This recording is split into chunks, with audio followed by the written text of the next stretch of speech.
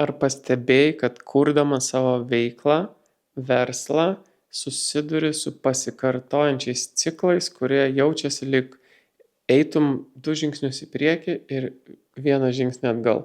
Ar pastebėjai, kad yra lyg sukurtos pajamų lubos, pro kurias negali prasibrauti? Galbūt šiuo metu generuoji 3 000 per mėnesį, galbūt 30, tačiau negali pereiti į sekantį lygį. Jeigu tau įdomu, klausyk toliau. Tavo pasąmonė yra atsakinga už 90% tavo priimamų sprendimų.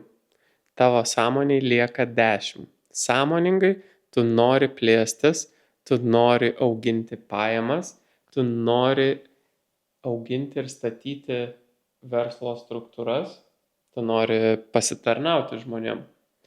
Tačiau jeigu pasąmoniai yra blokai, elgesio modeliai, programos, perimtos iš aplinkos, tėvų, močiučių, prosenelių, jeigu yra aktyvi trūkumo sąmonė, jeigu yra pasislėpę tarakonai, kurie sabotuoja tavo veiksmus, to padaryti tiesiog bus neįmanoma. Ir pastovus ciklai, kur yra stengimasis, bandymas praforsuoti ir su jėga pralaužti ledus, ves tiesiog į perdegimą, į išsekimą ir į nemeilę savo veiklai, nes buvau excited, kupinas meilės, bet gavęs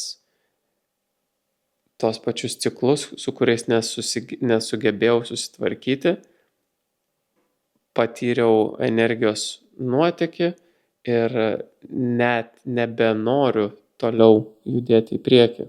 Jeigu tau įdomu, kaip gali efektyviai tai pakeisti, atsiųsk man žinutę su žodžiu 8xvip ir atsiųsiu visą informaciją.